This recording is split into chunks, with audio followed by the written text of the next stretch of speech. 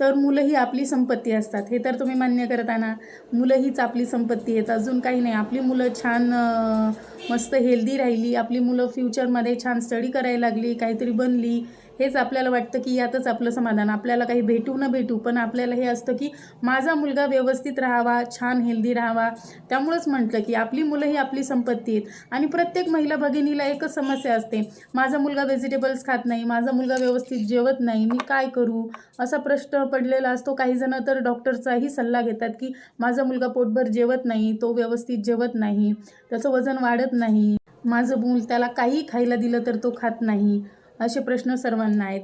तर बिलकुलही टेन्शन घेऊ नका, यावरती खात्रीशीर उपाय आज मी घेऊन आलेली आहे. तर सर्वात पहिला टप्पा आपण हे जाणून घेऊया की मुलं आपले व्हेजिटेबल्स कसे खातील, प्रोटीनयुक्त अन्न कसं खातील, सर्व फ्रूट्स कसे खातील, आपण जी भाजी बनवली ती कशी खातील, हे आपण सर्वात पहिले जाणून घेऊया. त्यानंतर मी मुलांची भूकवाढी कशी व्हावी आणि मुलांनी व्यवस्थित जेवण का करावं. आपलं मुलगा प्रत्येक गोष्टीला म्हणतो मला हे नाही खायचं, ते नाही खायचं, त्याला काही जरी खायला दिलं तरी तो बोलतो मला नाही खायचं. यावरती काय उपाय करायचा आहे, तो आयुर्वेदिक एक उपाय मी नक्कीच सांगेल.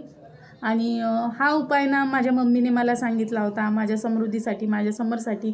माझ्या मम्मीला तिच्या मम्मीने सांगितला होता. तर हा खूप छान असा आयुर्वेदिक उपाय आहे आणि पारंपरिक चालत आलेला माझ्या आजी पणजीपासनचा उपाय आहे. तुम्ही नक्की करून बघा, तुम्हाला आवडला तर नक्कीच बघा.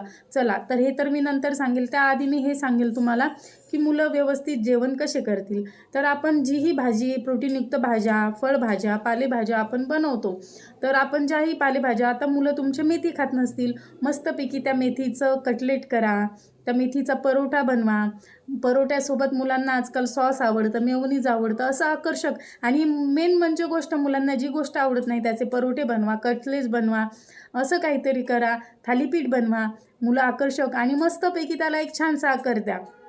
यूट्यूब तर आहेच आपल्याला, मी नेहमी तुम्हाला सांगते. तुम्हाला जे काही नाही समजलं, माझे व्हिडिओ बघा, नाही तर यूट्यूबवर सर्च करा, कसं बनवता येईल. तुम्हाला बनवता येत नसेल तर एकतर साधं परोठा जेव्हा तुम्ही मेथीचा बनवता, मस्तपैकी मेथीचा आपला गोल राऊंड परोठा बनवा आणि एक चाकूच्या साह्याने त्याला एक कधी हार्ट शेप द्या. एखादं आपल्या मुलाचं जे आवडतीचं कार्टून आहे त्याचा शेप द्या, नाहीतर कधीतरी मुलाचं आपल्या नाव टाका. असं एकदम ते सरप्राईज झाले पाहिजेत, अरे यात माझं नाव कसं काय आलं, असं काहीतरी सरप्राईझिंगली करा, जेणेकरून मुलं पण त्या आवडीनं खातील. त्याच्यासोबत मस्तपैकी जर मुलांना दही आवडत असेल, दही द्या. शेंगदाण्याची चटणी बनवा, खोबऱ्याची चटणी बनवा, पुदिन्याची चटणी बनवा. असं भरपूर ऑप्शन आहेत जे की मुलांना आकर्षक आणि आवडेल असं काहीतरी तुम्ही बनवून द्या. मला असं वाटतं प्रत्येक भाज्याचा आपल्याला परोठा तर बनवताच येतो आणि मुलांना परोठ्यामध्ये ओळखू पण येत नाही. हां, जर तुमच्या मुलं जास्तच जर म्हणत असतील यात हे टाकले का, तुम्ही खूप बारीक बारीक कट करा किंवा तुम्ही मिक्सरमध्येही काढू शकता. मस्तपैकी त्यामध्ये चाट मसाला, तुम्हाला हवं असेल तुमच्या मुलांना तिखट आवडत असेल तिखट बनवा, असं तुम्ही चटणी परोठे बनवू शकता. व्हेजिटेबल्सचं सुद्धा तुम्ही व्हेजिटेबल्सला इतक्या आकर्षक पद्धतीने कट करू शकता. त्याला एखाद्या ॲनिमल्सचा शेप देऊ शकता, एखाद्या ट्रीचा, कार्टूनचा शेप देऊ शकता आणि तसं तुम्ही प्रेझेंटेशन मुलासमोर देऊन तुमचे मुलं नक्की आवडीने ती गोष्ट खातील. फक्त मुलांना जेवताना मोबाईल देऊ नका. आजकाल नवीनच झाले, मुलाच्या हातात मोबाईल दिला, मुलगा आपला खातो किती तो मुलांना समजत नाही. कारण मुलाने व्यवस्थित जेवणं, ते व्यवस्थित चावून खाणं खूप महत्त्वाचं असतं. त्यामुळे मुलाची पचनक्रियासुद्धा व्यवस्थित होते. उगाच त्याच्या हातात मोबाईल दिला, मम्मी इकडे खाऊच घालते आणि मुलगा खातच राहतो, या गोष्टीला अर्थ नाही आहे. मुलांचा मोबाईल बंद करा. खूप जणांकडे मी पाहते, माझ्या मैत्रिणींकडे जाते, मुलांच्या हातात मोबाईल दिला तरच तो खातो. तो म्हणतात नाही फक्त मी ज्यूस तर देते कारण तो जेवतो म्हणून. या गोष्टीला काहीच अर्थ नाही. तुम्ही वड्या बनवा, मेथीच्या वड्या, कोबीच्या वड्या. असं मी तुम्हाला सांगते की हे आकर्षक गोष्टी करून द्या, ते नक्कीच हे करतील. मुलं नुसते फळं खात नसतील, मस्तपैकी त्याची आईस्क्रीम बनवा, त्याचा ज्यूस बनवा. त्यामध्ये थोडंसं मिल्क पावडर टाका किंवा दूध टाका, बेकिंग पावडर टाका, कस्टर्ड पावडर टाका. तुम्ही फ्रूट कस्टर्ड सुद्धा करू शकता. जर मुलं तुमचे फळं खात नाहीत, मस्तपैकी सगळे फळं छानसे चॉपिंग करा आणि कस्टर्ड पावडर आणा, दूध टाका, ते थोडंसं साखर टाकून फ्रीजमध्ये ठेवा. मुलं आईस्क्रीमसारखं मस्त खातात. आजकाल मुलांना कसं आहे, फक्त बाहेरची जी गोष्ट आहे ना ती आपण घरी बनवू शकतो, पण ती दुकानातून आणली म्हणजे खूप छान झाली असं असतं. चाटेही तुम्ही घरी बनवू शकता. जे आजकाल मुलांना ते कुरकुरे वगैरे ते पॅकेट आवडतात, वेगवेगळ्या प्रकारचे पॅकेट असतात, जादू, कुरकुरे, खूप असे काही काही प्रकारचे पॅकेट असतात, ते सुद्धाही तुम्ही घरी तांदळाच्या पिठाचे किंवा तांदळाचे कुरकुरेही बनवू शकता. ही सगळ्या गोष्टी तुम्ही तुमच्या मुलासाठी थोडासा वेळ बाजूला काढून ह्या गोष्टी केल्या पाहिजेत, जेणेकरून तुमचा मुलगाही हेल्दी राहील आणि तुम्हीही हेल्दी राहाल. आणि मुलाला आपण बनवून खाऊ घातलेलं जे मुलावरच्या चेहऱ्यावर जे आनंद असतो ना, ते पाहून आपल्याला एवढं छान वाटतं की अरे वा, मीही केलं आणि हे माझ्या मुलाला आवडलं. तर माझ्याही घरी तीच तर आहे. संध्याकाळी मी एखादी भाजी केली, मेथी करू किंवा कोणती करू, आधीच भाजी बघूनच इतकं तोंड खराब होतं समृद्धीचं आणि समरचं, पण मग नंतर मला ओरडावं लागतं, ती खाल्ली तर बरं आहे, असं करावं लागतं.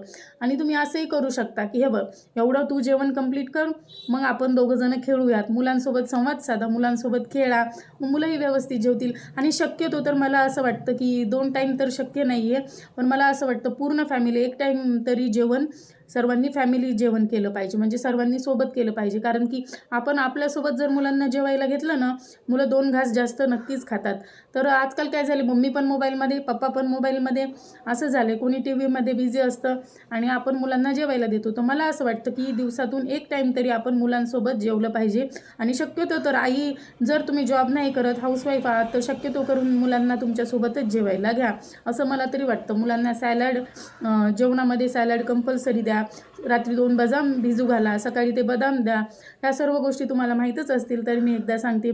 तर आता मेन मुद्दा आपण ह्या गोष्टीकडे वळूयात की मुलाची भूक वाढ करण्यासाठी आपण काय करायचे ते.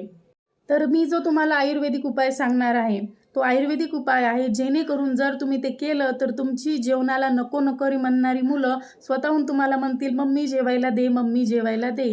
तर यासाठी आपल्याला एक आयुर्वेदिक वनस्पती लागणार आहे आणि त्या वनस्पतीचं नाव आहे वावडिंग. नीट ऐका, त्या वनस्पतीचं नाव आहे वावडिंग. तिला इंग्लिशमध्ये इमलिया लिप्स असंही म्हणतात. तुम्ही कोणत्याही आयुर्वेदिक शॉपवर जर गेलात, आयुर्वेदिक वनस्पती जिथे भेटतात तिथेही तुम्हाला अगदी मिळून जाईल वावडिंग. आणि इथे मी त्याचा फोटोसुद्धा टाकेल, तुम्हाला त्यामुळे प्रॉब्लेम येणार नाही. मी फोटोसुद्धा टाकेल त्या वावडिंग वनस्पतीचा. तर या वनस्पतीबद्दल मी तुम्हाला सुरुवातीला सांगते. ही एक विशिष्ट पद्धतीची आयुर्वेदिक वनस्पती आहे. ही वनस्पतीचं आपण एक विशिष्ट पद्धतीने सेवन केलं तर खूप फायदेशीर आहे. या वनस्पतीमुळे आपल्याला भूक लागते, भूक वाढ होते, अन्नपचन व्यवस्थित होते. यामुळे आपले शौचासुद्धा साफ होतं, आपलं पोटसुद्धा व्यवस्थित साफ होतं, वजनसुद्धा कमी होतं.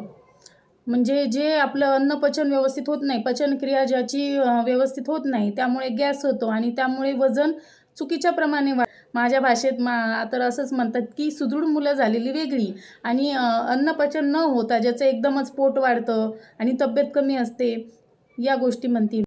आणि सर्वात महत्त्वाचं, आपल्याला त्वचेचे जेही आजार होतात, त्वचेचे पिंपल्स, वांग, हे सगळे जे तुम्हाला मुळाता नाही, जे नंतर जे त्वचेचे तुम्हाला आजार झालेले आहेत, हे पूर्णपणे मूळतः नष्ट करतं ही वनस्पती. सर्वात छान आणि महत्त्वपूर्ण फायदा ह्या वनस्पतीचा हाच आहे. तसेच आपल्या मुलाचा रंग खूप सुधारतो. म्हणजे आता तुम्ही म्हणताल ही खाल्ली की एकदम काळा मुलगा गोरा होतो, असं नाही. त्वचेवरती एक प्रकारचं तेज दिसतं, एक तेजदार मुलगा दिसतो आणि आपला रंगही अतिशय छान होतो. जसं की म्हणजे गोरं असणं वेगळं, पण गोऱ्या रंगावरती तेज असणं वेगळं, लसलसीत चेहरा दिसणं वेगळं. आणि मुलांमधला उत्साहही अतिशय चांगल्या प्रमाणात सुधारतो. मुलामध्ये चंचलपणा, जो की म्हणजे मुलं एकदम असे मंद आळशी होतात, ती गोष्ट नाही होत. मुलामध्ये एकदम चंचल उत्साह वाढतो आणि ही लहान मुलासाठी एकतर दिव्य अमृतच म्हणायला कमी होणार नाही. लहान मुलांसाठी ही खूप प्रमाणात फायदेशीर अशी वनस्पती आहे. काही साईड इफेक्टसुद्धा नाही आहेत, त्यामुळं काळजी करू नका. तुम्ही विचारताल याने घेतल्यावर काही होणार नाही, तर बिनधास्त तुम्ही हे घ्या. आधी थोड्या प्रमाणात घ्या, पण मी तुम्हाला सांगतेच हे कसं घ्यायचं ते. आणि दुसरं म्हणजे तुम्ही ज्यांना मेंदू मज्जातंतूचा आजार आहे, त्यासाठी सुद्धा खूप फायद्याचं आहे. त्यांनी ना लसणासोबत ही वावडिंग जर मिक्स करून दुधासोबत घेतली तर अत्यंत फायदेशीर ठरते. त्यांनी सुद्धा ही घ्यायला काहीही हरकत नाही. आणि जसं की मी त्वचा रोगाचं म्हटलं, त्वचा रोग ज्यांना डाग येत आहेत कुठेही शरीरावरती कुठेही, त्यांनी याचा लेप करून लावायचा. नाहीतर तुम्ही सुद्धा दुधात घेऊन पिताल. त्यामुळेच मी व्यवस्थित सांगते, ज्यांना त्वचा रोगाचे प्रॉब्लेम आहेत त्यांनी या वनस्पतीचा लेप बनवा आणि जिथं तुम्हाला काही त्रास होत आहे, त्वचेवरती काही झाले, तिथं याचा लेप करून तुम्ही लावा.